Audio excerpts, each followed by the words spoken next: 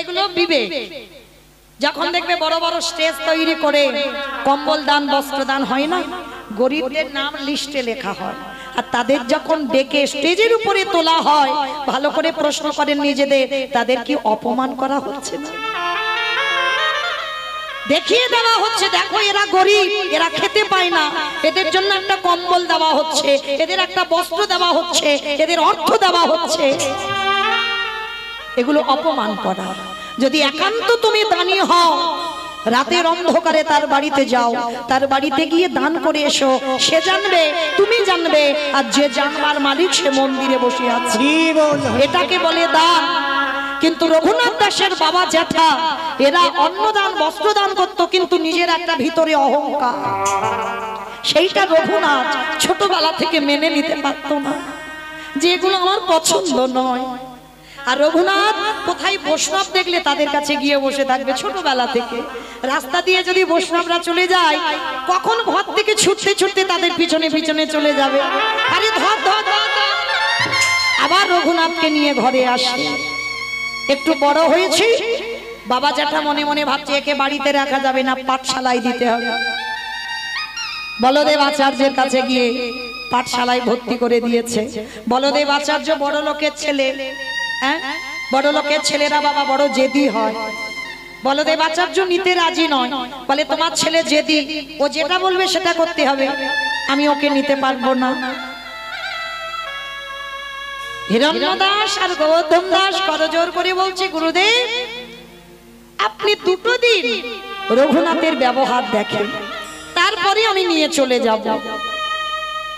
তা সমস্ত পড়ুয়াদের সঙ্গে রেখে গেল রঘুনাথকে। সমস্ত পড়ুয়াদের সঙ্গে বন্ধুত্ব হলো সবাই। আর তখনকার আর পড়াশোনা বলতে বাবা ভাগবত পাঠ, টোলে পড়াশোনা হতো তো, শাস্ত্র নিয়ে আলোচনা। তা বলদেব আচার্য ভাগবত নিয়ে বসেছে, অনেক পড়ুয়া ছেলেরা বসেছে, রঘুনাথ বসেছে সামনে। তা গুরুদেব পাঠ করছে, সবাই তো কত গল্প গুজব করছে, আর রঘুনাথ নয়ন জলে মুখ্য জীবন ভাসাচ্ছে। সবাই পাঠ করছে, চলে গেল খেলতে, রঘুনাথ চুপচাপ বসে আছে আর কাঁদছে। তা পাঠ শেষ হতে গুরুদেব গিয়ে রঘুনাথের কাছে বসেছে। ও রঘুনাথ, রঘুনাথ আমি অনেকক্ষণ ধরে দেখছি বাবা তুমি কাঁদছো। আচ্ছা বাবা তুমি কাঁদছো কেন বলো তো দেখি। এই যে বাবা শিক্ষা যারা দেয় তাদের শিক্ষাটা দেখেন। বাচ্চা বলে তুই বলে সম্বোধন নয়, এগুলো শিক্ষা। অনেকে আছে না বাবা, দেখবেন সবার আগে তুই বলে সম্বোধন না। তুমি সম্মান দিতে না পারলে তোমাকে অন্যজন সম্মান দেবে কি করে? সে যত ছোট হোক, তুমি শিক্ষা জায়গায় দাঁড়িয়েছো, তুমি গুরুজন, তুমি তাকে তুমি বলে সম্বোধন করো, সে বাচ্চা হলেও। আর সে যখন সব সময়ের জন্য এই কথাগুলো শুনবে, তাহলে বাবা তার স্বভাব তার আচরণটা একটু অন্যরকম হবে। দেখেন আজকে গুরুদেব পাঠ করাচ্ছে, রঘুনাথকে গিয়ে বলছে, ও বাবা তুমি কাঁদছো কেন এতক্ষণ ধরে? তুমি তো ভাগবতে কিছু বোঝো না, তাহলে এত কাঁদছো কেন? তুমি কি কিছু বুঝতে পেরেছো? রঘুনাথ গুরু চরণটা জড়িয়ে ধরেছে। গুরুদেব আমি কিছু বুঝি না, কারণ আমি তো সবেই এই পাঠগুলো শুনছি, তাহলে তুমি কাঁদছো কেন বাবা? রঘুনাথ চরণ দুটো ধরে বলছে, গুরুদেব আমি কি তারে পাবো না? কার কথা বলছো বাবা রঘুনাথ? বলো না গুরুদেব, আমি কি তাকে পাবো না? কার কথা বলছো রঘুনাথ? আমি তো বুঝতে পারছি না। গুরুদেব আমি কৃষ্ণ দেখতে চাই, আমি কৃষ্ণ চরণ লাভ করতে চাই। চমকে উঠলো বলদেব আচার্য, এতটুকু দুধের বালক এই কৃষ্ণ পাওয়ার জন্য কাঁদছে। আমি ভেবেছিলাম বড় লোকের ছেলে জেদি হবে, কিন্তু এ তো দেখছি উল্টো। আশীর্বাদ দিল, রঘুনাথ তোমার ভক্তি তোমার জ্ঞান দেখে আমি অবাক। আশীর্বাদ দিলাম বাবা, তুমি কৃষ্ণ দর্শন পাবে। গুরুদেব আমি পাবো, আমি তাকে দেখতে পাবো? পাবে বাবা পাবে। আমি যদি ঠিক ঠিক গোবিন্দ সেবা করি, আমি তোমায় আশীর্বাদ দিলাম, তুমি কৃষ্ণ চরণ পাবে। আশীর্বাদ পেয়ে গেল গুরুদেবে। কিছুদিন পরে বাবা হরিদাস ঠাকুর লক্ষ্য হীরাকে উদ্ধার করে বেনাপুলের জঙ্গল থেকে এসেছে এই বলদেব আচার্যের কাছে। আর যখন এসেছে বাবা সমস্ত পড়ুয়ারা কি করেছে, সবাই গিয়ে ওই হরিদাস ঠাকুরকে প্রণাম করছে। আর রঘুনাথ দাস কি করেছে জানো? রঘুনাথ দাস যখনই হরিদাস ঠাকুরকে দেখেছে, যে হরিদাস ঠাকুর 24 ঘন্টায় 3 লক্ষ নাম জপ করত, রঘুনাথ শুনেছে। আর শুনে বাবা হরিদাস ঠাকুরকে দেখেই একেবারে ষষ্ঠাঙ্গে দণ্ডবত প্রণাম, মানে শুয়ে পড়ে প্রণাম। এইটা প্রত্যেকটা পুরুষের নিয়ম। হরি বল। দণ্ডবত প্রণাম নারীদের নয়, এইটা মনে রাখবে মা। কোনোদিন যেন কোনো তীর্থে গিয়ে যেন মাটিতে তুমি শুয়ে পড়ে প্রণাম করো না, নারী জাতিদের বলছি। কারণ গ্রন্থ আদেশ দিয়েছে আমাদের এই বক্ষটা যেন মাটিতে না ঠেকে। কেমন? ওই জন্য আমাদের নিষেধ আছে, আমাদের প্রণাম করতে গেলে পঞ্চাঙ্গ প্রণাম, মানে মাটিতে হাঁটুটা রেখে প্রণাম করতে হবে। আর পুরুষ যারা তাদের দণ্ডবত, মানে শুয়ে পড়ে দণ্ডবত প্রণাম করতে হবে। আর এই পৃথিবীতে যত ভক্ত আছে, রঘুনাথ দাস গোস্বামীর থেকে বেশি দণ্ডবত প্রণাম আর জগতে কেউ করতে পারে না। দুইজন ভক্তের চরিত্র পাওয়া যায়, এক হলো হরিদাস ঠাকুর, নামের দিক থেকে, নাম জপের দিক দিয়ে ওনার মতো কেউ পারবে না। আর দণ্ডবত প্রণাম রঘুনাথ দাস গোস্বামীর থেকে আর বেশি পারবে না কেউ। আর সেই রঘুনাথ দাস গোস্বামী দণ্ডবত প্রণাম করতে হরিদাস ঠাকুর চোখের দিকে তাকিয়েছে। ভক্ত চিনবে কি করে বাবা? গলায় তুলসীর মালা দেখলে, দাদার সঙ্গে তিলক সেবা দেখলে, শিখা দেখলে, গেরুয়া বসন দেখলে না, সাত্বিক আহার গ্রহণ করি না, এদিকগুলো দেখলে ভক্ত চেনা যাবে না। এগুলো আভরণ। যেমন বাবা একটা ডিউটি করতে গেলে তার পোশাক পরিধান করতে হবে, আমরা ভগবানের পাঠানো দূত, আমাদের পোশাক করতে হবে। হ্যাঁ, কিন্তু এটা ভক্তের লক্ষণ নয়। ভক্ত চিনবে কি করে? ভক্তের নয়নের দিকে তাকাতে হবে। একবারে কৃষ্ণ নামে যার নয়নে বাড়ি হবে, কৃষ্ণ নামে যার হৃদয়টা বাড়ি বাড়ি দুলে দুলে উঠবে, কৃষ্ণকে পাবার জন্য যার হৃদয়ে আকুলতা থাকবে, যেটা ছিল রঘুনাথ দাস গোস্বামী, আমি কি তারে পাবো না, আমি কি তারে পাবো না, এই আঁকু পাকুটা আসতে হবে। বাবা মনে রাখবে, যেদিন তোমার ভগবানের প্রতি এই আকুলতা আসবে। শ্রী শ্রী রামকৃষ্ণ পরমহংসদেবকে নরেন জিজ্ঞাসা করেছিল, আচ্ছা ভগবানকে পেতে গেলে কি করতে হবে গুরুদেব? বলে কি করতে হবে দেখবি, চল আমি তোরে দেখাচ্ছি। এইবার ঠাকুর কি করেছে? ঠাকুর তো উদাহরণ ছাড়া কথা বলে না বাবা, যা কিছু করবে সেটা প্রমাণ স্বরূপ। তা এইবার নরেনকে নিয়ে গেছে দক্ষিণেশ্বর কালীবাড়ি, ওই যে গঙ্গার জল চলে যাচ্ছে, গঙ্গার জলে নামিয়েছে। নামিয়ে ঠাকুর কি করেছে জানো? নরেনের ওই মাথাটা, বলে নরেন একটা ডুব দে, যেই না নরেন ওই জলে ডুব দিয়েছে, আর ঠাকুর দাঁড়িয়ে কি করেছে? মাথাটা ধরে চেপে ধরে। ওমা বলো তো দেখি, কেউ জলে ডুব দিলে আর মাথাটা যদি চেপে ধরে থাকা যায় অনেকক্ষণ, কি হবে? প্রাণটা যাই হবে না? আর উঠবার জন্য ছটফট ছটফট করবি না? তা কিছুতেই বাবা উঠতে পারছে না, ঠাকুর তো চেপে ধরে আছে। আর যখনই চেপে ধরে আছে আর নরেন উঠতে পারছে না, মানে যখন একেবারে বাবা হাসফাস করছে, মানে আর প্রাণ যাই অবস্থা। এইবার ঠাকুর বুঝতে পেরেছে, ঠাকুর ছেড়ে দিয়েছে। আর যেই চলতে, বাবা গো, ও বাবা, ও এই জন্য তোমার বলে পাগল। আমি বললাম ভগবান পেতে গেলে কি করতে হবে? তুমি গঙ্গার ঘাটে নিয়ে গেলে আর আমার মাথাটা জলে চুবিয়ে ধরলে, আর আমি যদি মরে যেতাম কি হতো? তা ঠাকুর হাসছে আর বলছে, এই শালা শোন। ঠাকুর তো শালা শালা বলে সবাইকে। কোন শালা? বউয়ের ভাই না, পাঠশালা না, গোশালা না, সা মানে মুক্তি, লা মানে নৌকা। ওই মুক্তির নৌকাতে ঠাকুর পারাপার হয়ে যাবে। নরেনকে বলছে, এই শালা শোন, ওই জলের তলায় যখন ছিলি, আমি মাথাটা যখন চেপে ধরেছিল তখন কিরম হচ্ছিল বলতো? বলে ঠাকুর এই প্রাণ চলে যায়, এই প্রাণ চলে যায়, ভিতরটা যেন আকুপাকু করছিল। এই ভগবানকে পেতে গেলে যেদিন তোর হৃদয়ে এমন আকুলতায় আসবে, আমি কি তারে পাবো না, আমি কি তারে পাবো না, যেদিন তোরে কিছু মানে ভালো লাগবে না, এই হৃদয়টা ছটফট করবে তারে পাওয়ার জন্য, সেদিন অচিরে কৃষ্ণ চরণ পাবি। তাই যেদিন তোর হৃদয় মাঝে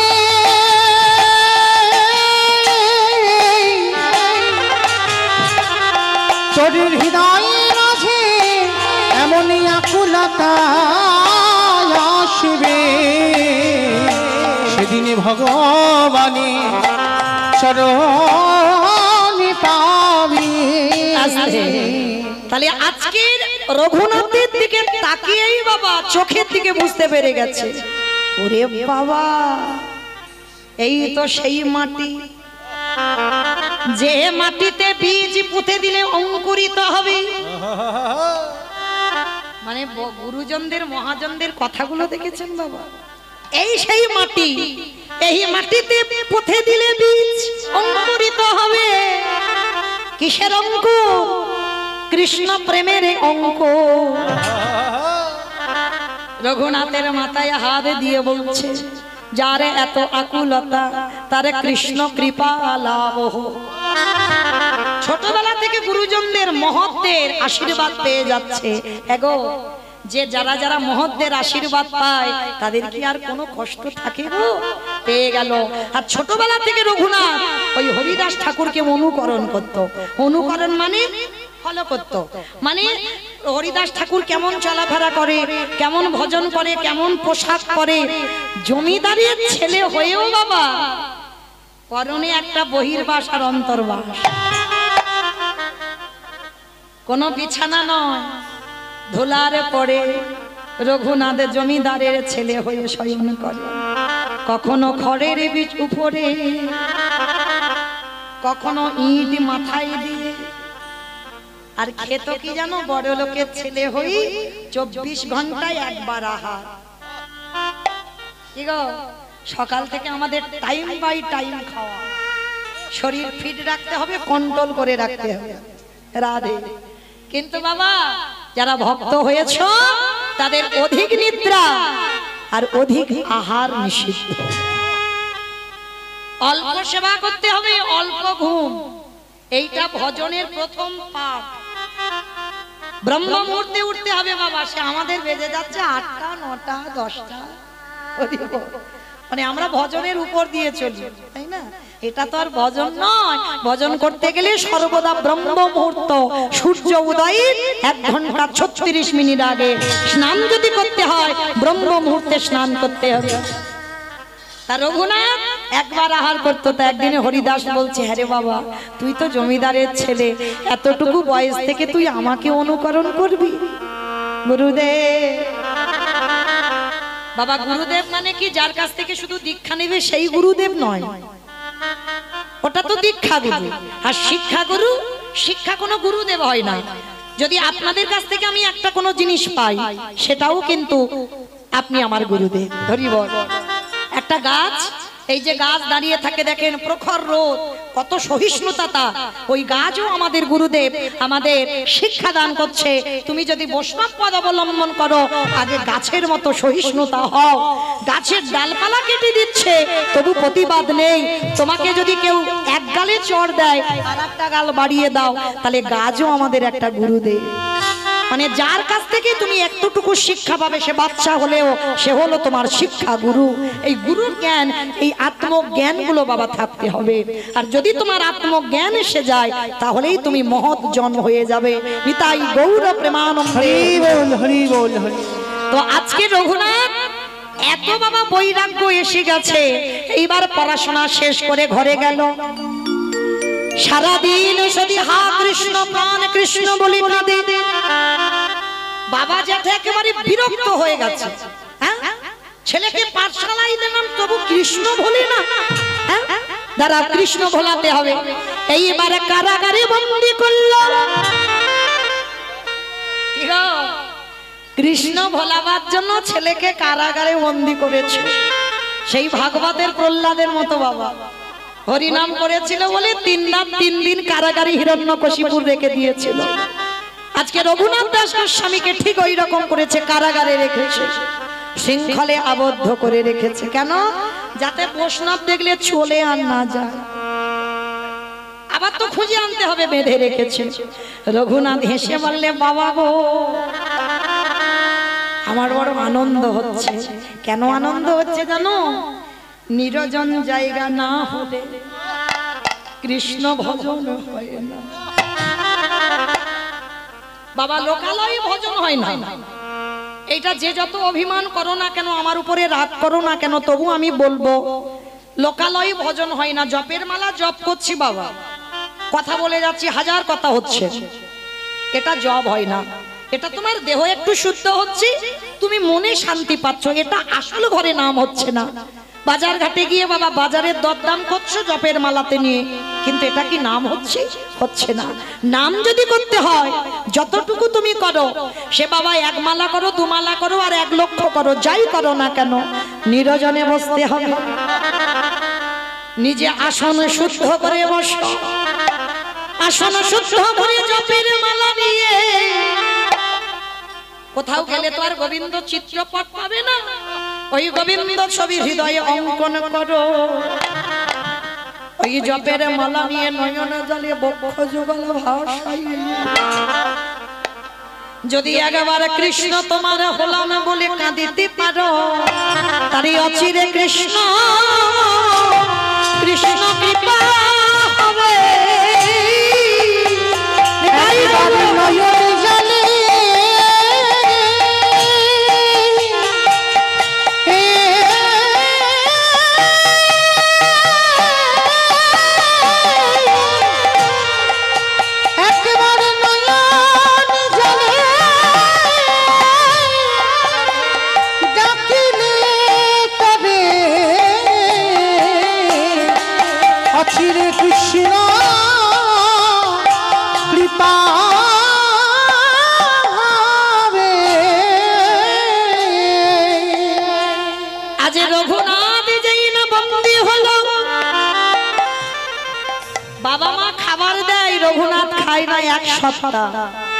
কঙ্কাল চেহারা হয়ে যাচ্ছে রঘুনাথে। হিরণ্য দাস খবরটা পেয়ে ছুটে গেছে রঘুনাথের কাছে। রঘুনাথ, শুনছি তুমি নাকি কিছু আহার করছো না, কেন? কিসের তোমার পাগলামি? কেন তুমি এত কাঁদছো? বলো তুমি কি চাও? তুমি আমাদের এই রাজ্যের একটা ছেলে, আমাদের সন্তান, তোমার যদি কিছু হয়ে যায় আমার এই অট্টালিকা দেখভাল কে করবে? আদৌ বাবা ওই জমিদারি এতটুকু ছাপ রঘুনাথের গায়ে পড়েনি। থাকে ঠিক কথা, বাবা জ্যাঠার কাছে থাকে ঠিক কথা, এতটুকু ভাবনা ওই জমিদারি নিয়ে তার নাই। বাবা বিষয়ের কাছে থাকা ঠিক, কিন্তু বিষয়ের ভাবনা যে ভাবে 24 ঘন্টা, তার মতো পাপী জগতে কেউ নেই। তো আজকের মহাজনেরা কি বলছে দেখে, রঘুনাথের কাছে গিয়ে জেঠু ডাকছে, ও রঘুনাথ, আচ্ছা বলতো বাবা দেখি, তুই 1 সপ্তাহ খাচ্ছিস না, কি চাস আমার কাছে? কি চাস? জেঠু, আমি যা চাইবো তুমি আজকে আমায় দেবে। কেন দেব না? বল বাবা বল, আমি কথা দিচ্ছি তোকে দেব। কি চাস বলো না জেঠু। ওই রকম করে নয়, আমার মাথা ছুঁয়ে বলো, যা চাইবো দেব। ঠিক আছে, মাথা ছুঁয়ে বললাম দেব। বল বাবা কি চাস? জেঠু তুমি কিন্তু ত্রিসত্য করেছো, তোমাকে কিন্তু দিতে হবে। বল কি চাস? তাহলে দাও তো দেখি।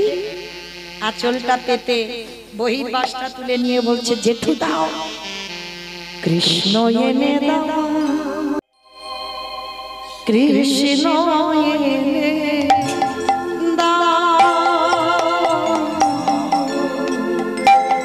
কৃষ্ণ এনে দাও আমাদের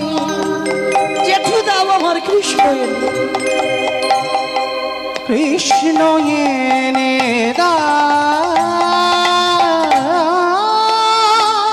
কৃষ্ণ ছাড়া জেঠু প্রাণে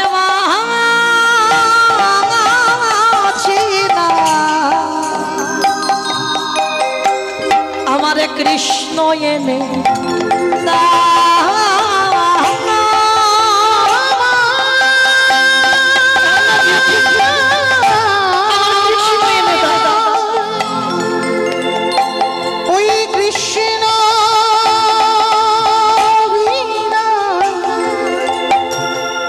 নানা প্রাণে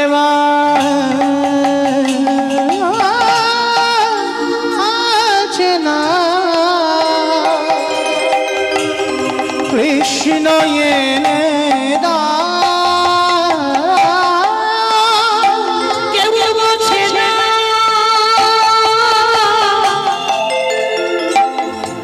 আমার মনে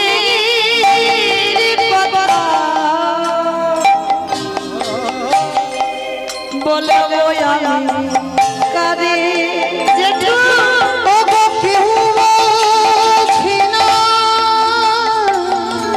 কেউ শোনে না আমার কথা, কেউ বোঝে না মনে কথা বলিব আমি কাকে কৃষ্ণ এনে দাও আমার কৃষ্ণ এনে দাও জেঠু গো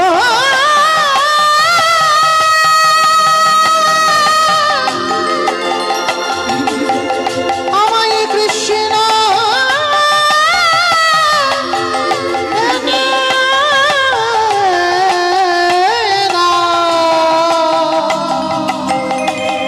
এনে দাও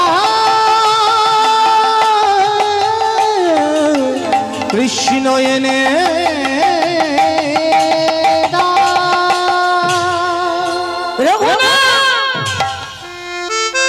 আমি এক্ষুনি কৃষ্ণ কোথা থেকে আনবো? গুরুদেব বলদেব আচার্যকে খবর দেওয়া হয়েছে। বলদেব আচার্য এসে বলছে, রঘুনাথ এটা তুমি কি পাগলামি করছো? কি গো কোনো সন্তানকে দেখেছে এইরকম পাগলামি করতে? গুরুদেব আমি যে তাকে না পেলে আমি আমার প্রাণ ত্যাগ করে দেব। বলো না গুরুদেব আমি তাকে পাবো না? শোন খোকা, কৃষ্ণ বলে আর কাঁদিস না, কারণ কৃষ্ণ বলে কাঁদলে কৃষ্ণ পাবি না। রাধা কৃষ্ণ এক আত্মা দুই দেহ ধরি, অনন্য বিলাসের শাশ্বদন করি, এই দুই ভাবেবে চৈতন্য গোসাই, ভাবরস আস্বাদিতে দোহে কোঠায়। সেই কৃষ্ণ কলিযুগে গৌরাঙ্গ হয়ে এসেছে, গৌর বলে কাঁদ, আর গৌর দর্শন হলেই তোর কৃষ্ণ দর্শন হয়ে যাবে। গুরুদেব আমি কোথায় তাকে পাবো? চলে যা নবদ্বীপ, নবদ্বীপে গেলে গৌর দর্শন পাবি। বাবা জ্যাঠাকে নিয়ে গেল নবদ্বীপ, আর নবদ্বীপে গিয়ে খবর পেল প্রভু আমার 24 বছর বয়সে পৌষ সংক্রান্তির দিন নবদ্বীপ ত্যাগ করেছি।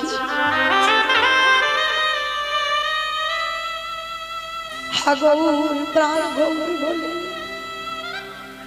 নদী আর মাটিতে আছাড় খেয়ে বলল, যদি মা আমি খবর পেলাম, এমন সময় খবর পেলাম প্রভু সন্ন্যাসী মাঘ মাসে 1 তারিখে কাটোয়া কাঞ্চননগরে কেশব ভারতীর আশ্রমে গিয়ে সন্ন্যাস নিয়ে চলে গেল। দর্শন হলো না, ফিরে এলো রঘুনাথ বাবা জ্যাঠার সঙ্গে। কিন্তু মনে আকুলতা, আমার গৌর দর্শন করতেই হবে, যেখানে সন্ন্যাসী গেছে আমি সেইখানে যাব। প্রভু আমার সন্ন্যাসের কিছুদিন পর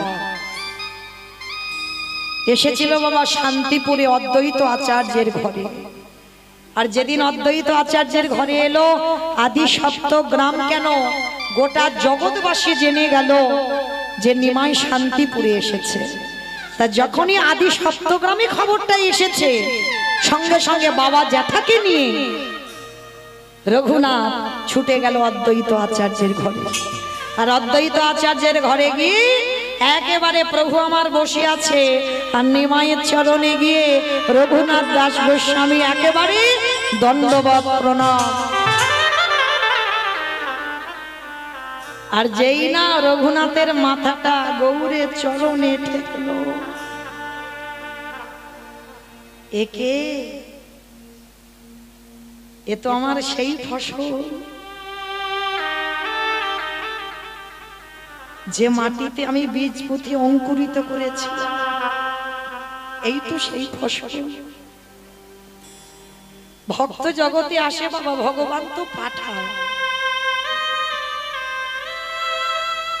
এই জগতে বাবা এখন তার দেবতাদের দেখা যাবে না, যাবে কি অসুরদের দেখা যাবে? যাবে না। মানুষের মধ্যে সব খুঁজে বের করতে হবে তোমার। মানুষের মধ্যেই আছে দেবত্ব, মানুষের মধ্যেই আছে অসুরত্ব।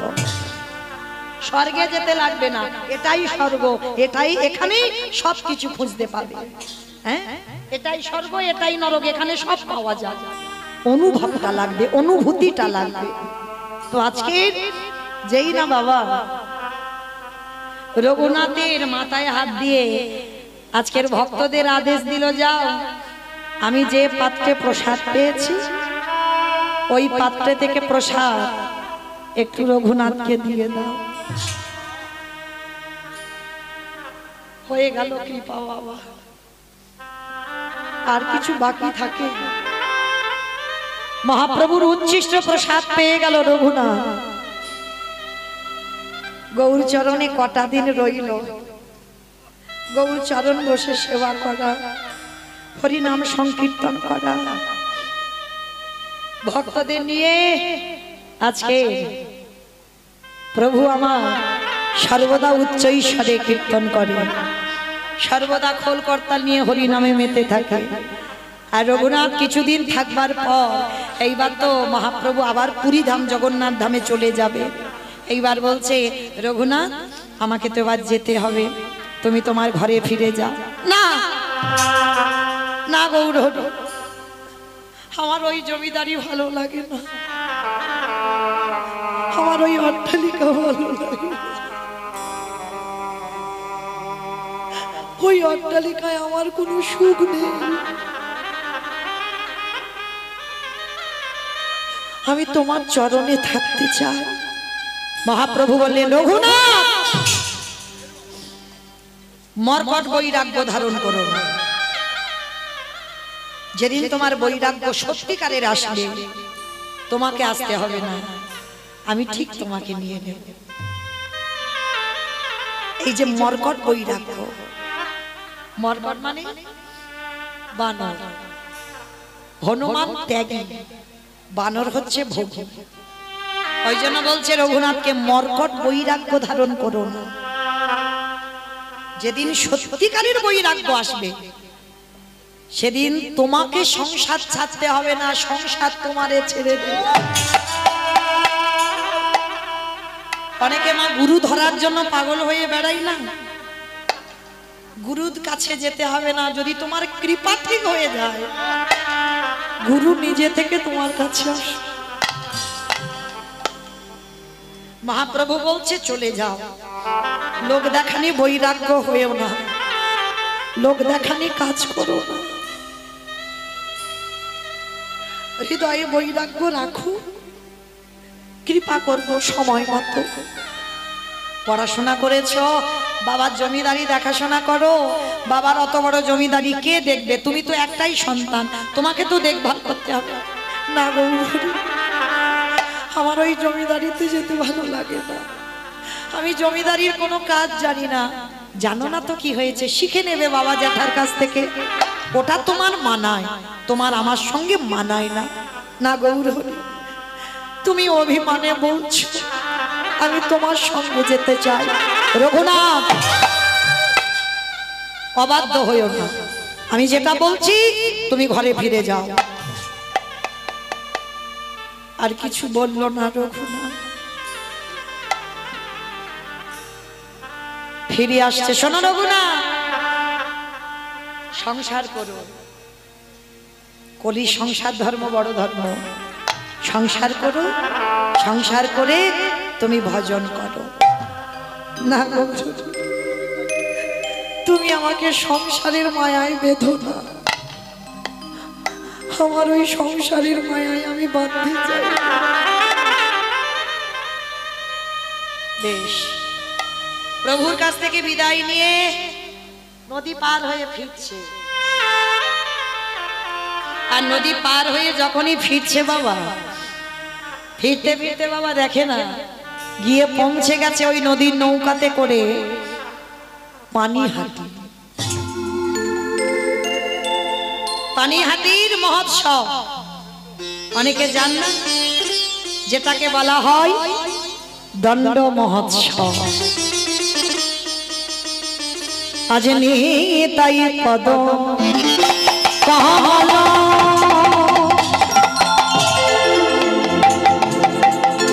কোটি চন্দ্র শশীতল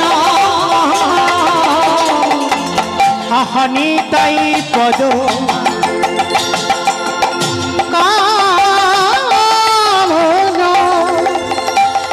কোটি চন্দ্র সুশীতল। হরিবল। আমার নিতাইয়ের চরণ তলটা বাবা সুশীতল, মানে শীতল ঠান্ডা। তার যেই না পানিহাটির মেলাতে এসেছে আর সবাই মিলে নিতাই চাঁদের কাছে গেছে, আর রঘুনাথকে দেখা মাত্র নিতাই চাঁদ বলে বলেন, আরে চোর চোর চোর চোর। সবাই তো অবাক হয়ে গেছে, রঘুনাথকে দেখে চোর বলছে। হ্যাঁ গো, জমিদারের ছেলে সে চোর? বলে হ্যাঁ, ও চুরি করেছে। কি চুরি করেছে গো? ও নিতাই চরণ না ভজন করে ও সরাসরি গেছে গৌর চরণ ভজন করছে। কি গো, হয় কৃপা? অত সোজা নয়। ভজনে যারা নেমেছ, যেমন যদি রাধা গোবিন্দ ভজন করো, আগে রাধা চরণ আশ্রয় করো। রাধা রানী হলো আশ্রয় তত্ত্ব, আশ্রয় করে তবে বিষয়কে ধরো। ঠিক তদ্রূপ যদি আমার নিতাই গৌরকে ভালোবাসো, তাহলে আমার নিতাইয়ের চরণ আগে ভজন করো, তারপরে গৌর চরণ পাবে। আর গৌর চরণ পেলে তবে ব্রজে যেতে পারবে। আর ব্রজে গেলে তবে রাধা কৃষ্ণের নিত্য যুগল দেখবে। তাই তো বৈষ্ণব মহাজনেরা বলছে, নিতাই পদ কমল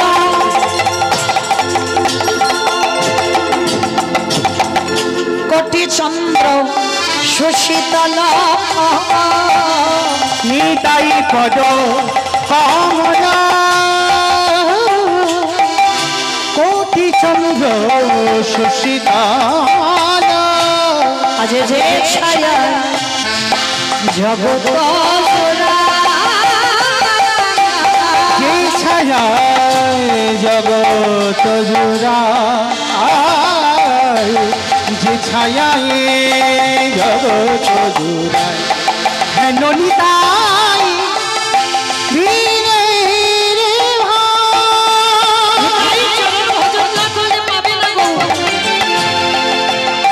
দয়ালে নিতাই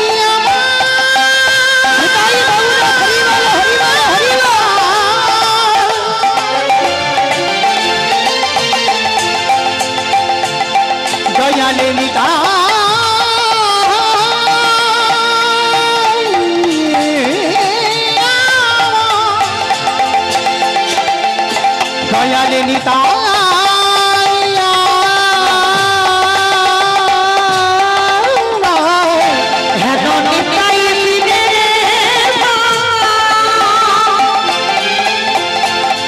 রাধা কৃষ্ণ পাইতে নাই দৃঢ় ভজন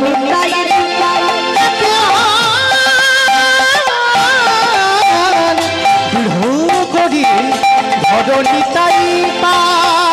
আজ অহংকারে মত্ত হইয়া নিতাই চরণে পাশরিয়া, অহংকারে মত্ত হইয়া নিতাই চরণে পাশরিয়া অসত্য রে সত্য বলি মানে অসত্য রে সত্য করি মানি বলি ভজ ভজ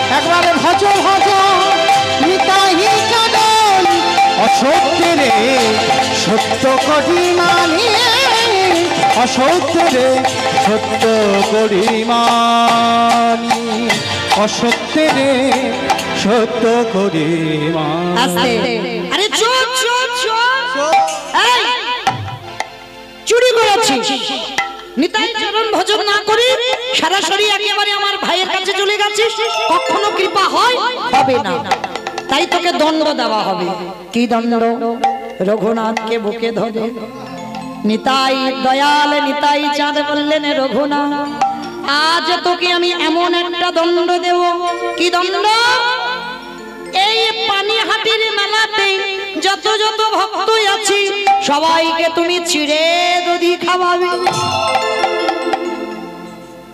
শাস্তি দেওয়া হলো কি শাস্তি যত ভক্ত এসেছে সবাইকে চিড়ে দই খাওয়াতে হবে আর রঘুনাথ তো জমিদারের ছেলে অভাব নাই বাবা জ্যাঠাকে খবরে দিল যত যত দোকানে দুধ চিড়ে দই মিষ্টি ছিল সব পানিহাটির মেলায় এত ভিড় বাবা গঙ্গায় নেমে গলা পর্যন্ত নেমে সব খাচ্ছে মানে যেন অন্নকূট হয়েছে মানে অন্নকূট জানো তো অন্নকূট মানে অন্নের পাহাড় হ্যাঁ গোবর্ধনে পূজা হয়েছিল অন্নকূট সেই রকম পানিহাটির মেলায় চিড়ে দই মিষ্টি সব ভক্তরা বাবা পাচ্ছে প্রসাদ আজও সেই প্রসাদ অনেক ভক্তরা যান পানিহাটির মেলায় ওই চিড়ে দই এটা দণ্ড দিয়েছিল কে নিতাই চাঁদ রঘুনাথ দাস গোস্বামীকে হ্যাঁ কেন নিতাই চাঁদের কৃপা বিনা গৌর চাঁদের কৃপা পেতে গিয়েছিল ওই জন্য দণ্ডটা দিল এইবার নিতাই চাঁদ বললেন রঘুনাথ আমি আশীর্বাদ দিলাম আমার ছত্র ছায়ায় যারা আসে তাদের অবশ্যম্ভাবী গৌরে কৃপা লাভ হয়ে যায় আশীর্বাদ দিলাম যাও রঘুনাথ সংসারে যাও সংসার করো সংসার করে তুমি আমার ভাইয়ের চরণ ভজন করো নিতাই চাঁদের কৃপা পেয়ে গেল সংসারে ডুবলো আর সংসারে গিয়ে বাবা কি হয়েছে জানো যাতে কৃষ্ণ ভুলে যায় তার জন্য বাবা কি করেছে ওর কাঁধে একটা জল চাপাতে হবে আমার কাঁধে জল চাপানো মানে বুঝেছো তো মানে এটা আমার কথা নয় আগেকার দিনে ঠাকুমারা বলতো বলে ছেলে বড্ড উৎপাত করে কাঁধে একটা জল চাপাতো আমার কথা নয় এই জল চাপানো মানে ছেলেকে একটা বিয়ে দিতে হবে আর বিয়ে দিলে দেখবে ওর ওই উৎপাতটা কমে যাবে ওর বড্ড কৃষ্ণ বলে কাঁদাতো একটা বিয়ে দেওয়া হবে শুভ দিন শুভক্ষণ শুভ লগ্ন দেখে একটা মেয়ে দেখাশোনা করা হলো ওমা স্বর্গের অপ্সরী কি দেখতে রঘুনাথ যাতে কৃষ্ণ ভুলে যায় তার জন্য স্বর্গের যেন এক দেবী যার নাম হলো রত্নাবতী